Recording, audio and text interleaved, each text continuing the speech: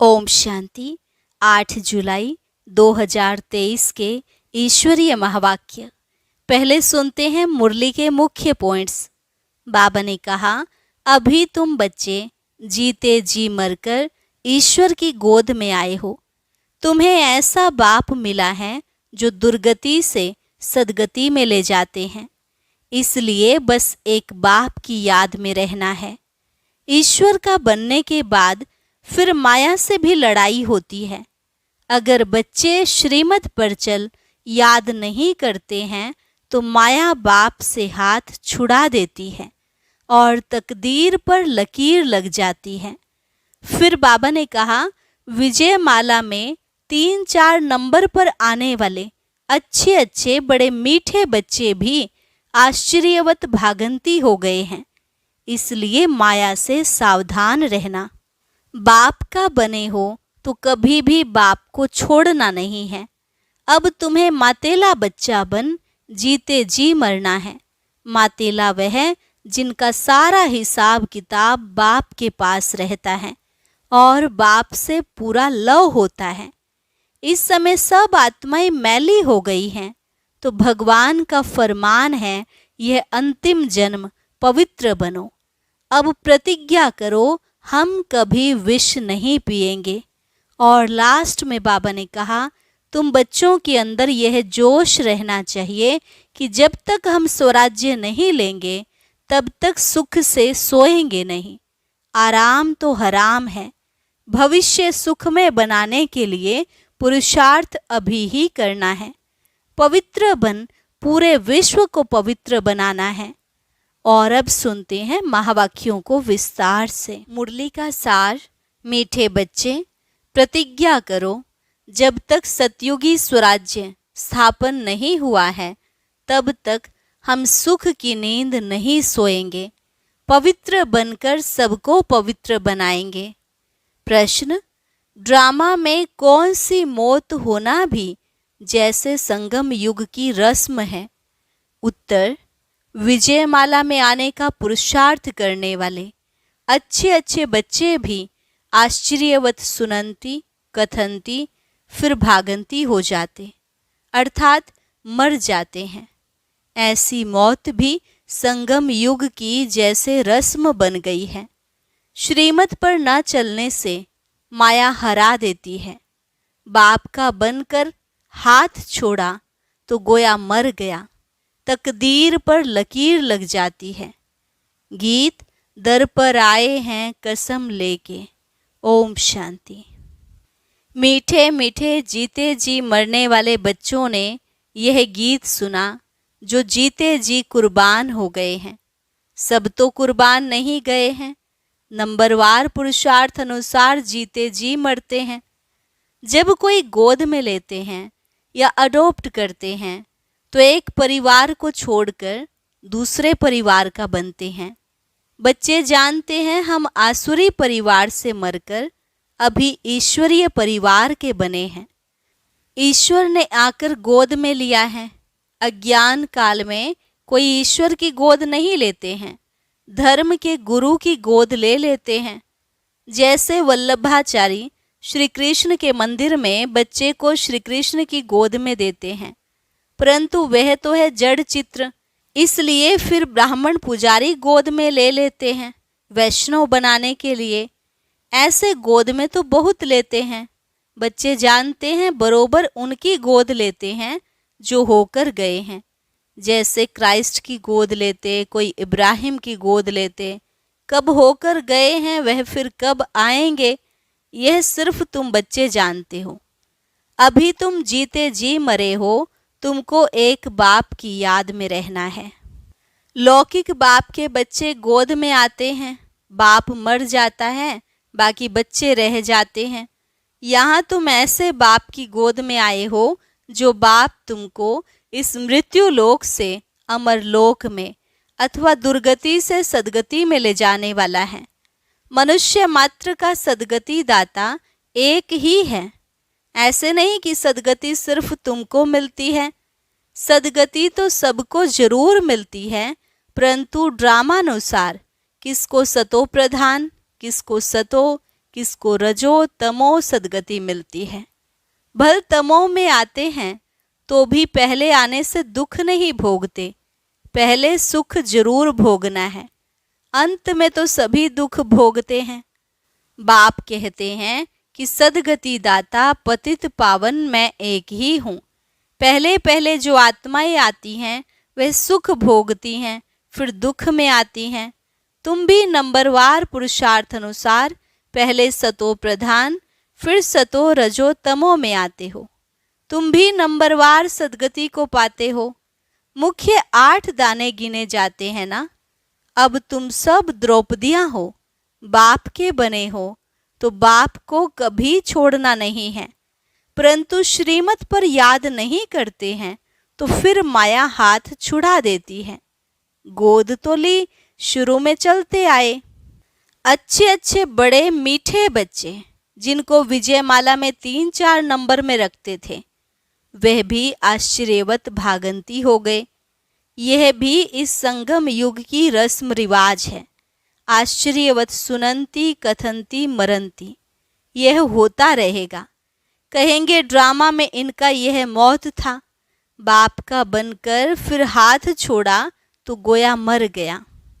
है तो भल इस दुनिया में, परंतु जीते जी यहाँ से निकलकर आसुरी दुनिया में चला गया। कोई कारण तो बनता है ना। भल कहेंगे ड्रामा, परंतु श्रीमत पर न चलने से माया से हार खा लेते हैं, तकदीर पर लकीर लग जाती है। ईश्वर का बनने से फिर होती है माया से लड़ाई। बाकी देवताओं और असुरों की लड़ाई नहीं होती है। माया असुर है जो जीत पा लेती है। अच्छा, अब बच्चे लिखते हैं कि राखी बंधन के त्योहार पर क्या करें। हर त्योहार पर तैयारियां तो करते हैं ना। रक्षाबंधन पर्व के उपलक्ष्य में इन एडवांस जाकर राखी बांधते हैं। इसका पूरा रहस्य भी बुद्धि में होना चाहिए। आगे तो ब्राह्मण ब्राह्मणियां राखी बांधते थे, अब यह रिवाज निकला है कि बहन भाई को राखी बांधती है। असल में ब्राह्मण राखी बांधते थे, क्योंकि ब्राह्मण जाति उच्च स्वच्छ गाई हुई है। ब्राह्मण असुर सन्यासियों से भी उच्च है, परंतु ड्रामानुसार इस समय सन्यासी उच्च बन गए हैं। आगे ब्राह्मण राखी बांधते थे, फिर जन्माष्टमी पर वह राखी खोलते थे। जैसे द्रौपदी के लिए कहते हैं कि जटाएं खोल दी थी, ऋषि लोगों की जटाएं भी हमेशा खुली रहती हैं। पतिव्रता स्त्री होती है तो चोटी बांधती है। द्रौपदी ने खोल दिया था कि जब तक हम अपना राज्य नहीं लेंगे तब तक चोटी नहीं करेंगे। अब तुम बच्चों को सिर्फ अर्थ समझाया जाता है। जब तक हम स्वराज्य नहीं लेंगे तब तक सुख से सोएंगे नहीं। गाते हैं ना, आराम हराम है। अंदर में यह जोश रहता है कि जब तक स्वराज्य नहीं लिया है तब तक सुख कहाँ। सुख तो भविष्य में पाना है। इसके लिए पुरुषार्थ अब करना है। अब तुम जानते हो, रक्षाबंधन अर्थात पवित्र रहने के लिए हम प्रतिज्ञा करते हैं। राखी अर्थात प्रतिज्ञा की बात है। अब यह त्योहार कब से शुरू हुए, क्यों शुरू हुए, कौन निकला जिसने राखी बंधन की राय निकाली। कोई एक राय निकालते हैं, फिर उसका नाम बाला हो जाता है। तो यह पवित्रता की निशानी है। बहन तो हुई कुमारी, कुमारियां बांधती हैं। तुम गृहस्थी को भी जाकर बांधती हो। कुमार तो है ही कुमार। बहन भाई को बांधती है। कुमार हो व शादी किया हुआ हो। शादी किया हुआ फिर पवित्र रहे, यह तो बड़ा मुश्किल है। भगवान कहते हैं कि यह अंतिम जन्म पवित्र बनो तो भी नहीं बनते हैं। तो बहन द्वारा कुमार भाई को राखी बांधनी चाहिए कि प्रतिज्ञा करो हम कभी विष नहीं पिएंगे। जो हैं ही विकारी वह तो कभी विकार को छोड़ेंगे नहीं। भगवान का फरमान भी नहीं मानते हैं। तो यह कुमार कुमारियों की रस्म चली आती है। अब तुम समझते हो कि यह त्योहार भी संगम युग का है। सतयुग में तो हैं ही सब पवित्र, वहाँ राखी बांधने की दरकार ही नहीं। ऐसे नहीं कि यह सतयुग से लेकर रिवाज चला आया है। उत्सव बहुत करके संगम युग के हैं। लक्ष्मी नारायण का उत्सव भी अभी मनाते हैं, परंतु उनका महत्व नहीं। श्री कृष्ण जयंती मनाते हैं, परंतु पहले तो श्री कृष्ण को ऐसा किसने बनाया वह बताओ। विचारों को मालूम नहीं, यह भी क्लियर कर लिखना है। उत्सव सब हैं इस समय के, सतयुग में ऐसी बात होती नहीं। यह तो द्वापर में कुछ समय बाद फिर शुरू होते हैं। दीपमाला का उत्सव भी सतयुग में नहीं मनाया जाता जैसे यहाँ मनाते हैं। यहाँ मनाने का अर्थ दूसरा है। उत्सव का महत्व कब का है यह समझने की बात है। बच्चों को समझाया जाता है यह उत्सव इस समय के हैं, जबकि शिव जयंती होती है। शिव जयंती के बाद फिर होती है राखी। पवित्र बनने की प्रतिज्ञा करते हैं कि यह अंतिम जन्म हम पवित्र बनेंगे, भारत को अथवा विश्व को पवित्र बनाने के लिए। तुम बच्चों के लिए इस रक्षाबंधन का बड़ा महत्व है। प्रतिज्ञा की जाती है कि हम कभी पतित नहीं बनेंगे। अब तुम पावन बनते हो तो सिर्फ तुम पावन कुमारियों को ही हक है राखी बांधने का। भाइयों को सदैव पवित्र रहने के लिए राखी बांधनी है और इन गृहस्थियों से प्रतिज्ञा करानी है पवित्र रहने की। कहते हैं ना पतित पावन आओ, तो जो गायन है वो ही प्रतिज्ञा कराते हैं पतित से पावन बनो। बाप आकर प्रतिज्ञा कराते हैं। शिव जयंती के बाद है रक्षाबंधन। होली भी ज्ञान की है। धुरिया और होली दोनों इस समय के हैं। होली अर्थात पवित्र बनो, धुरिया माना ज्ञान धारण करो। वह फिर पत्थर ठीकर गोबर आदि बनाकर क्या क्या करते रहते हैं, तो पतित पावन बाप ही आकर बच्चों को समझाते हैं। जो जीते जी मरते हैं उनमें भी मातेले और सौतेले होते हैं। मातेले का हिसाब किताब जरूर बाप के पास होगा। बाप जरूर बच्चे की सब कारोबार मिल्कियत आदि को जानते होंगे। मातेले वह हैं जिनका बाप से पूरा लव रहता है। मातेले भी नंबरवार होते हैं, सौतेले भी नंबरवार हैं। कोई कपूत कोई सपूत तो होते ही हैं। शिव जयंती भी संगम युग पर होती है। संगम को भी टाइम देना चाहिए। जैसे लीप मास कहते हैं, फिर लीप सेंचुरी 100 वर्ष की, यह बहुत ऊंची है। लीप सदी 20वीं सदी कहते हैं ना, इनमें भी यह सदी जिसमें बाप आते हैं इसको संगम सेंचुरी कहेंगे। उथल पुथल होने में टाइम लगता है। दीपमाला भी यहाँ की है। तुम बच्चे जानते हो शिव जयंती के बाद फिर है पवित्रता की बात। शुरू से लेकर पवित्रता पर झगड़ा चला आया है।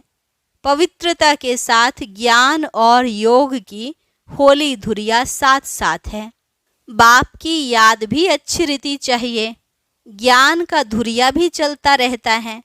ज्ञान बरसात तुम पर होती ही रहेगी।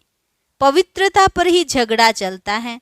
सब कहते हैं कि यह कौन आया है जो कहते हैं घर गृहस्थ में रहते पवित्र रहकर दिखाओ। सन्यासी तो खुद घर बार छोड़ जाते हैं।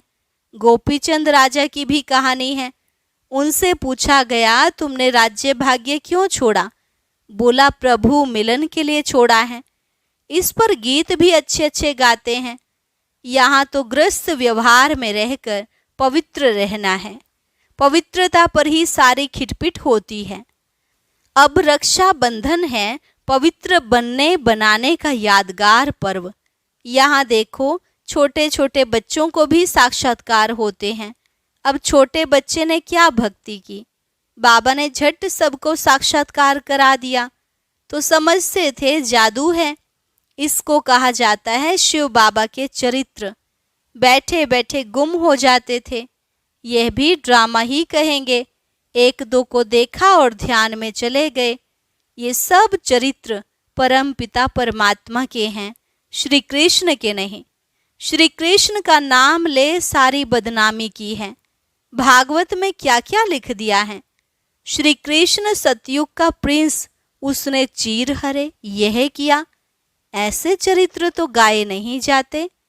दुनिया वाले समझते हैं बरोबर श्री कृष्ण ने ये सब किया होगा।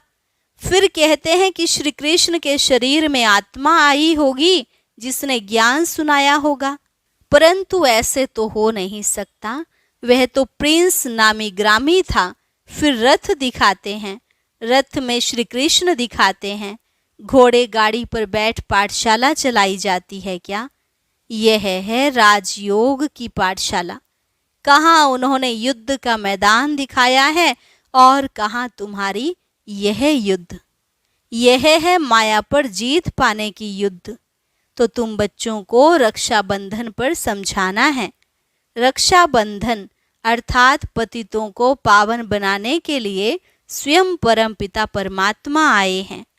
तुम ब्रह्मा कुमारियां हो जो गाई हुई हो। कुमारी वह जो 21 कुल का उद्धार करे। संगम की ही बात है। फिर यह उत्सव सतयुग आदि में नहीं चलता। राखी बंधन के बाद फिर है श्री कृष्ण जयंती, क्योंकि सतयुग में पहला नंबर जन्म है श्री कृष्ण का। उनकी भी राजधानी है। वह इस समय प्रतिज्ञा करते हैं श्री कृष्ण के कुल में जाने के लिए। यह राजयोग है। तुम नर से नारायण बनते हो। लक्ष्मी नारायण की जीवन कहानी है नहीं, बाप ने समझाया है। राधे कृष्ण सो लक्ष्मी नारायण की जीवन कहानी। श्री कृष्ण का जन्मदिन मनाते हैं। अच्छा, नारायण जयंती कहाँ? कारण होगा ना। ना समझने कारण सारा खेल ही मुझा दिया है। महत्व सारा यहाँ का है। ऐसे भी मत समझो कि दीपमाला कोई सतयुग से शुरू होती है। सतयुग में तो है ही पवित्र दुनिया, सभी की आत्माएं जगी हुई है। उत्सव सब इस समय के हैं। अभी तुम सब की बायोग्राफी को जानते हो। शिव बाबा स्वयं आकर के बच्चों को कहते हैं कि अब पवित्र बनो। तुम आत्माएं मैली हो गई हो। सन्यासी तो कहते हैं आत्मा निर्लेप है। इसलिए बहुत लोग कह देते हैं अंडा मछली आदि खाने में कोई हर्जा नहीं है। सबकी अपनी अपनी रस्म रिवाज है ना। आगे काली पर मनुष्यों की बलि चढ़ाते थे। शिव को तो काला नहीं कहेंगे, न शंकर को कहेंगे। हाँ, ब्रह्मा और विष्णु के 2 रूप गोरे से काले बनते हैं। यह सब बाप बैठ समझाते हैं। अच्छा, मीठे मीठे सिकिलधे बच्चों प्रति मात पिता बाप दादा का याद प्यार और गुड मॉर्निंग। रूहानी बाप की रूहानी बच्चों को नमस्ते। रूहानी बच्चों की रूहानी बाप दादा को नमस्ते नमस्ते, गुड मॉर्निंग। धारणा के लिए मुख्य सार। पहली पॉइंट, बाप से पूरा पूरा लव रख मातेला बनना है। अपना पूरा समाचार बाप को देना है। कभी भी कपूत नहीं बनना है। दूसरी पॉइंट, रक्षाबंधन का यथार्थ रहस्य बुद्धि में रख पवित्र जरूर बनना है। माया से कभी हार नहीं खानी है। पवित्रता के बल से स्वराज्य लेने की प्रतिज्ञा करनी है। वरदान, सदा मिलन के झूले में झूलने वाले तत्वम के वरदानी बाप समान भव। सदा मिलन के झूले में झूलने वाले तत्वम के वरदानी बाप समान भव। जैसे बाप दादा आप मालिकों की आज्ञा को मानकर मिलन मनाने के लिए आते हैं, जी हाजिर का पाठ पढ़कर हाजिर हो जाते हैं, ऐसे ही तत्वम अमृत वेले से लेकर दिन के समाप्ति तक धर्म और कर्म में बाप समान बनो तो सदा मिलन के झूले में झूलते रहेंगे। इस मिलन के झूले में रहने से प्रकृति और माया दोनों ही आपके झूले को झुलाने वाले दासी बन जाएंगे। सर्व खजाने आपके श्रेष्ठ झूले का श्रृंगार बन जाएंगे। स्लोगन, सदा ब्रह्मा बाप की भुजाओं में समाये रहो तो सेफ्टी का अनुभव करेंगे। सदा ब्रह्मा बाप की भुजाओं में समाये रहो तो सेफ्टी का अनुभव करेंगे। अच्छा, ओम शांति। अब सुनते हैं आज का अव्यक्त ज्ञान मोती। इसके लिए ऊपर दिए गए बॉक्स पर क्लिक करें।